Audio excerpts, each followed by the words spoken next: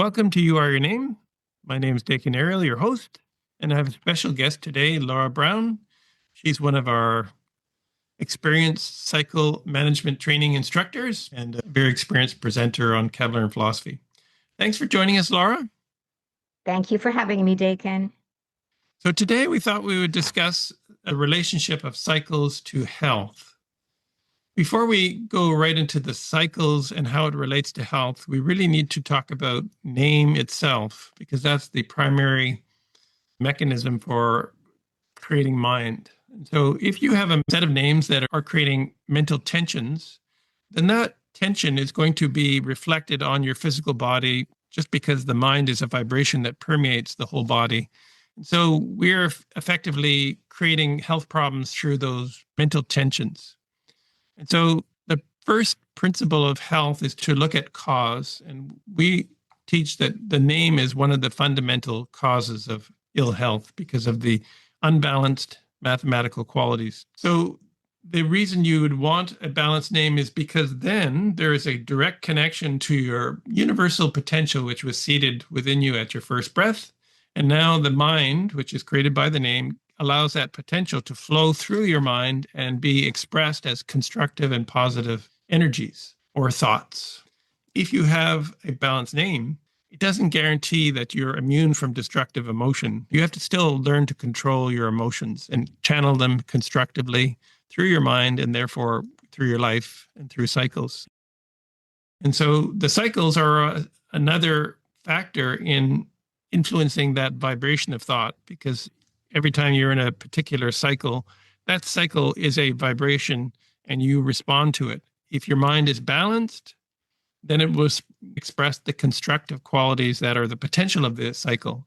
But if your mind is discordant in any way, then you're going to invariably express the negative qualities relative to that particular mental quality. So for instance, if you're in a one cycle, if your mind is balanced and positive, you're going to express that individuality, that originality, that creativity. But if your mind is tense, then you're going to express the dominance and that bluntness and that lack of empathy with others. So let's go right into cycles and how they are another aspect of how a mind responds to these energies of life. So Laara, what about the seeding cycles, the 1, 2, and 3? What are the health challenges that could arise in those cycles if our thinking is discordant? It often manifests in head tension, could be in the eyes, the teeth, the sinuses, because that one has that quality of action, that desire to get things done. So that can create tension. And we often, in a one cycle, will find the extremities, the hands and feet, are affected. You come up too quickly and bump your head on the cupboard, or you stub your toe, or you cut your finger. Interesting, in the one cycle, we tend to like the plain but heavier foods. We find them most satisfying, that substantial quality. So that could aggravate any weakness. So in the one cycle, it's a good time to seed a healthier diet, because that will give us the vitality to plant those seeds.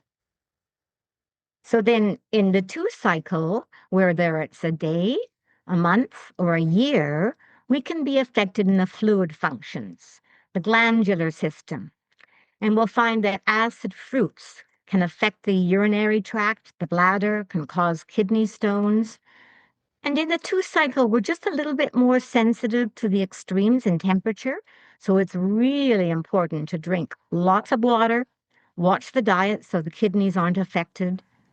And we should try to eat lightly, minimizing the sugars and starches, and to get more rest. It can be a sensitive period of time. We're just more susceptible to the environment. And in the three cycle, we tend to eat more because we're burning up a lot of energy. We're into so many things and we want to finish that. And, oh, that looks interesting. So we tend to go for the sweet foods, the sugary foods, the combination of hot and spicy foods are more appealing. But really, we desire that quick energy food, maybe the chocolate bars, the candy, the donuts, because we're working long hours, because you don't want to go to bed. There's just too much to do and it's so much fun. So through enthusiasm, we can tend to go and go. And this can cause problems with the skin and liver, blemishes perhaps, or biliousness. And we may suffer weakness in the wrists and the ankles. That's an interesting point that the 1, 2, and 3 are the seeding cycles. So your diet, your thinking, your lifestyle, those are all seeds that you're planting in your life, and the fruition will come later on in the cycle. So if they're constructive, then you have the benefit of that positive effort during those seeding cycles. What about in the testing and proving cycles, the 4, 5, and 6? In the 4, we tend to have a desire for heavier foods, what sticks to the ribs, the pasta, the bread, the potatoes. We really have to keep those channels of elimination clear, or there could be problems, boils, growth, constipation, problems relative to the intestinal tract. And it's really important in the 4 cycle, yes, it's a testing time, to keep our thinking up and positive in spite of testing conditions. Because sickness can show itself if there is an underlying weakness in the health. If we have been indulgent in our eating habits or under stressful conditions, the 4-year or day or month can bring things to a head. In the 5 cycle, we might tend to eat to excess those foods that we really, really enjoy. And that intensity of thinking that can manifest in the 5 can affect the stomach and the solar plexus area, which interferes with digestion. Perhaps a knot in the stomach. It's just like a gnawing. We think, well, gee, am I hungry? But really not. And it's best not to eat if there's any tension. So the key is the control of the intensity. And we learn in the philosophy about proper breathing and proper relaxation. You'll find that 5-ish children react to any tension in the home, any fighting. Parents will say, well, we never fight in the presence of our children, but it's in the home, it's in the environment. And so the child may develop colic, crying and crying and crying for no apparent reason. And the parents may not relate that to the turmoil or the unhappiness in the home environment. In the 6th cycle, we tend to have more moderate tastes in foods, both quantity and the type of food. It's often a healthier time unless the challenge of handling the mental pressures causes too much worry or perhaps indecisiveness.